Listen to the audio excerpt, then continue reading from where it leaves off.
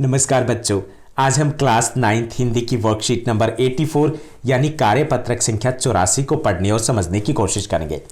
आज की इस वर्कशीट में हमें एक अपठित पद्यांश दिया गया है। अपठित पद्यांश का अर्थ होता है वो काव्यांश, वो कविता का अंश जो हमने पहले ना पढ़ा हो और जो ना ही हमारे पाठ्यक्रम का, हमारी पाठ्य पुस्तिका का हिस्सा हो। अब इसको हल कैसे करेंगे? अगर हमने नहीं पढ़ा है तो इसका अर्थ है हमें उस कविता को पढ़ना है, उसको समझना है और अपनी समझ के आधार पर हमें प्रश्नों को हल करना है। तो चलिए शुरुआत करते हैं हम आज की इस वर्कशीट की। जैसा कि आप अपनी स्क्रीन के ऊपर देख पा रहे हैं, यह हमारी वर्कशीट नंबर 84 यानी कार्यपत्रक संख्या 84 रहेगा। हमारा विषय हिंदी है जिसमें हम अपठित पद्यांश का अभ्यास करने वाले हैं। आज की दिनांक रहेगी 10 फरवरी 2021। अपठित पद्यांश का अर्थ होता है कविता का वह अंश या वह कविता जो हमने पहले ना पढ़ी हो। अपठित पद्यांश में हमें एक कविता का अंश दिया जाता है और उस पर आधारित प्रश्न पूछे जाते हैं और ये कविता हमारे पाठ्यक्रम की पुस्तक का हिस्सा नहीं होती, यानी हमारे पाठ्यक्रम की पुस्तक से नहीं ली जाती। और ये कविता किस पर आधारित होती है? किसी भी विषय पर हो सकती है क्योंकि अपठित है। ये कला पर हो सकती है, विज्ञान, राजनीति, साहित्य, अर्थशास्त्र, किसी भी विषय पर आधारित हो सकती है ये कविता। इस कविता को पढ़ने से हमारा मानसिक व्यायाम होता है, हमारा सामान्य ज्ञान है वो भी बढ़ता है। इससे हमारी व्यक्तिगत योग्यता और भाषा अभिव्यक्ति की क्षमता भी बढ़ती है। इससे संबंधित जो प्रश्न पूछे जाते हैं उससे क्या मूल्यांकन किया जाता है? इससे मूल्यांकन किया जाता है कि हम कविता को कितना समझते हैं। तो ये भी एक कला होती है कि हमें कविता को अच्छे से पढ़ना और उस पर आधारित प्रश्नों को उत्तर देना है। जितना सही तरीके से उत्तर दे पाएंगे इसका अर्थ क्या हुआ कि हम कविता को उतने ही बेहतर तरीके से समझ रहे हैं। अब इसको हल कैसे किया जाता है ये भी हमें देखना है कि अगर हमें अपठित पद्यांश दिया जाता है तो उसको हल करने का तरीका क्या है। तो सबसे पहले हमें कविता को 2 या 3 बार पढ़ना चाहिए, ओके, जिससे कि उसका भाव अच्छी तरीके से समझ में आ जाए। लेकिन अगर हमारे पास समय नहीं है, समय का अभाव है परीक्षा में, तो हमें पहले कविता को 2 या 3 बार नहीं पढ़ना।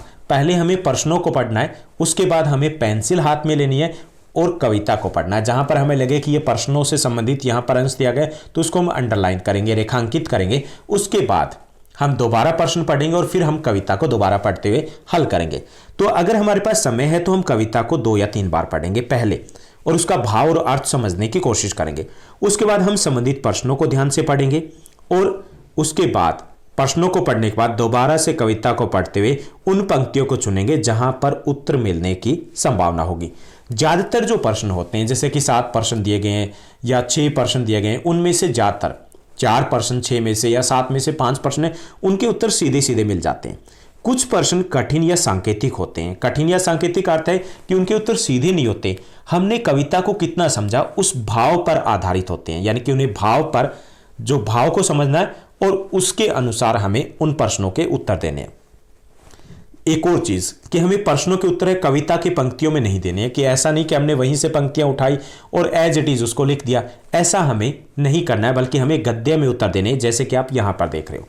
और प्रतीकात्मक या लाक्षणिक शब्दों के अगर उत्तर हो कि इसका भाव क्या है, इस शब्द का अर्थ क्या है, तो उसको हमें एक से अधिक शब्दों में देने का प्रयास करना चाहिए ताकि हमारा उत्तर है वो ज्यादा स्पष्ट और सरल हो सके।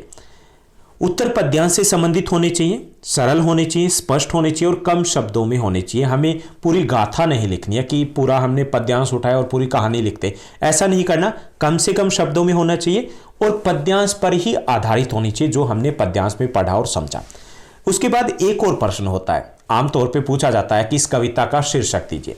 तो शीर्षक या तो शुरू में दिया होता है या अंत में छिपा होता है, या फिर जिन शब्दों का बार बार प्रयोग होता है उनमें हमारा शीर्षक है वो छिपा होता है या उससे संबंधित हमारा शीर्षक होता है।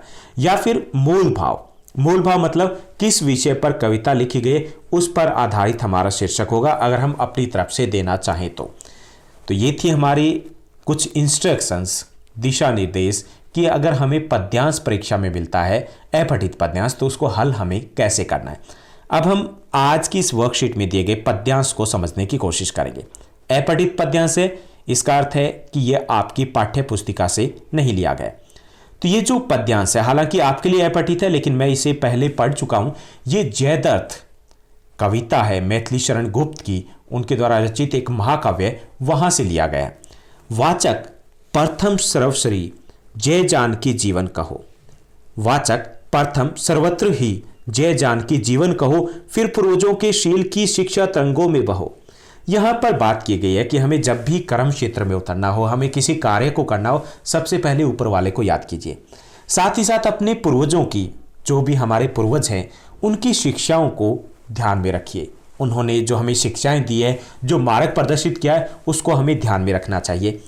दुख शोक जब जो आ पड़े, सो धीरे पूर्वक सब सहो। और अगर हमारे जीवन में हमें कठिनाइयों का, परेशानियों का, दुखों का, शोक का सामना करना पड़े, तो उसका हमें डट कर सामना करना चाहिए, धीरे पूर्वक उसका सामना करना चाहिए। होगी सफलता क्यों नहीं, कर्तव्य पथ पर दृढ़ रहो। अगर हम अपने कर्तव्य पथ पर दृढ़ रहते हैं, टिके रहते हैं, अडिग रहते हैं, तो हमें निश्चित तौर पर सफलता मिलेगी। अधिकार खोकर बैठ रहना यह महादुष्कर्म है, न्यायार्थ अपने बंधु को भी दंड देना धर्म है। कि अगर हम अपने अधिकार छोड़ देते हैं, डर के कारण छोड़ देते हैं, जो हमें डराता है छोड़ देते हैं कि चलो जाने दो, तो ये महादुष्कर्म होता है, महापाप होता है, अधर्म होता है। क्योंकि इस तरीके से हम किसी के दंभ को, किसी के घमंड को बढ़ावा देते हैं और उसका घमंड और बढ़ता जाता है, वो कई और लोगों को प्रताड़ित करता है। इसलिए जहां पर अपने अधिकार की बात आए, अपने अधिकार को बेवजह हमें नहीं छोड़ना चाहिए। न्यायार्थ अपने बंधु को भी दंड देना धर्म है। और न्याय के लिए, अगर कोई अन्याय कराए तो न्याय की स्थापना के लिए, न्याय प्रदान करने के लिए अपने भाइयों को दंड देना, सजा देना भी धर्म होता है। इस तत्व पर ही कौरवों से पांडवों का रण हुआ था और इसी बात पर महाभारत का युद्ध होता है, जो भव्य भारतवर्ष के कल्पांत का कारण हुआ था। जो हमारा भव्य भारतवर्ष था, उसकी जो भव्यता थी, उसका एक तरीके से अंत हो गया था, क्योंकि बहुत सारे महायोद्धा थे, वो वीर गति को प्राप्त हुए थे उस महायुद्ध में।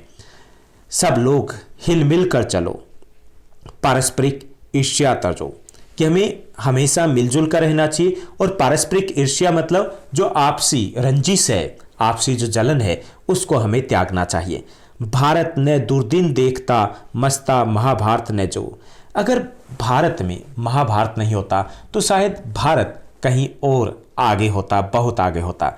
हो सौपन तुल्य सदैव को सब सूर्य सहसा खो गया, हा हा इसी सम्राग्नि में सर्वस्व स्वाहा हो गया। और इसी तरीके से जो सूर्य था वो सारा नष्ट हो गया। किसमें? महाभारत के युद्ध में, जो आपसी जलन थी, और उसी में आपस में ही एक दूसरे को खत्म कर दिया। और इसके कारण सर्वत्र चारों तरफ हमारा जो एक सूर्य था, हमारा जो एक विजय पताका थी, एक जो हमारी रुतबा था, वो सब कुछ उस अग्नि में स्वाहा हो गया। दुर्वृत्र दुर्योधन ने जो सहता सहित हठ ठानता, जो प्रेम पूर्वक पांडवों की मान्यता को मानता, जो डूबता भारत न यूं रण रक्त पारावार में, ले डूबता है एक पापी नाव को मझधार में। कि अगर दुर्योधन है अपनी हट को छोड़ देता, अगर अपनी हट पर अड़ा ना रहता और प्रेम पूर्वक पांडवों की मांग को मान लेता, तो शायद भारत में यूं रक्त ना बहता, तो शायद भारत में इस प्रकार का महायुद्ध ना होता, तो शायद जो भारत की दुर्दशा उसके बाद हुई थी, वो दुर्दशा ना होती। ले डूबता है एक पापी नाव को मझधार में, कि जैसे दुर्योधन की हट थी वो सभी को ले डूबी थी उस वक्त। अगर दुर्योधन उस हट को छोड़ देता तो शायद हम कहीं और होते, इतिहास कुछ अलग होता। हाँ, बंधुओं के ही करों से बंधुगण मारे गए, हाँ तात से सूत, शिष्य से गुरु से हट सहारे गए। और उस महायुद्ध में क्या हुआ? अपनों ने अपनों को मारा, भाइयों के हाथों से भाई मारे गए, पिता के हाथ से उसके बेटे मारे गए, गुरु के हाथ से उसके शिष्य मारे गए। सब कुछ एक हट के कारण हुआ था। तो ये था काव्यांश, जिसको हमें पढ़ा और समझा। ओके, अब इस अपठित काव्यांश पर आधारित कुछ प्रश्न दिए गए जिनको हमें हल करना है। पहला जो प्रश्न दिया गया, कवि किसके शिक्षा और संस्कारों में चलने और बहने की बात कर रहा है? तो कवि पूर्वजों की शिक्षा और संस्कारों में चलने और बहने की बात कर रहा है। उसके बाद दूसरा प्रश्न दिया गया, दूसरा प्रश्न है धैर्यपूर्वक हमें क्या क्या सहना चाहिए? तो जीवन में कोई भी परेशानी, दुख या शोक आए तो हमें धैर्यपूर्वक सहना चाहिए। उसके बाद तीसरा प्रश्न दिया गया, हमें सफलता कब मिलती है? अगर हम अपने कर्तव्य पथ पर डटे रहें तब हमें सफलता मिलती है। उसके बाद चौथा प्रश्न दिया गया, कि कौरव और पांडव का रण क्यों होता है, यानी कौरवों और पांडवों में युद्ध हुआ था, महाभारत का युद्ध हुआ था, उस युद्ध का कारण क्या था। तो कौरव और पांडव का रण न्याय की स्थापना करने के लिए हुआ था, धर्म का अधर्म के विरुद्ध युद्ध था। उसके बाद पांचवा जो प्रश्न दिया गया, पांचवा प्रश्न है दुर्योधन के हठ से क्या हुआ। दुर्योधन की जो जिद थी, हठ थी, उसके क्या परिणाम निकले। तो दुर्योधन की हठ से महाभारत का युद्ध हुआ, जिसमें अपने ही अपनों के हाथों मारे गए थे। उसके बाद सिक्स्थ हमारा प्रश्न है जो इसी काव्यांश पर आधारित है, कविता में मुख्य रूप से क्या बताया गया। तो कविता में मुख्य रूप से कर्म तथा न्याय की बात की गई है। उसके बाद सातवां जो प्रश्न दिया गया है, सातवां प्रश्न है रेखांकित पंक्ति में कौन सा अलंकार है, यह हमें बताना है। तो रेखांकित पंक्ति जय जानकी जीवन, इसमें जय जो है उसकी ध्वनि की पुनरावृत्ति हुई है, तो यहाँ पर अनुप्रास अलंकार होगा। उसके बाद आठवां प्रश्न दिया गया, आठवां प्रश्न है नीचे लिखी गई पंक्तियों का भाव स्पष्ट कीजिए। तो नीचे कुछ पंक्तियां दी गई, पंक्तियां हैं अधिकार खोकर बैठ रहना यह महादुष्कर्म है, न्यायार्थ अपने बंधु को भी दंड देना धर्म है। तो इन पंक्तियों का भाव यह है कि अगर हम अपने अधिकार छोड़ देते हैं तो यह एक महापाप, अन्याय या अधर्म होता है। इसी प्रकार न्याय के लिए अपने भाई को भी दंड देना धर्म कहलाता है। तो ये थी हमारी आज की वर्कशीट, जिसमें हमने अपठित पद्यांश दिया गया जिसका हमने अभ्यास किया। अगर ये वर्कशीट, ये वीडियो आपको अच्छी लगी तो इस वीडियो को लाइक और शेयर करना मत भूलिएगा। Thank you, bye bye, have a nice day.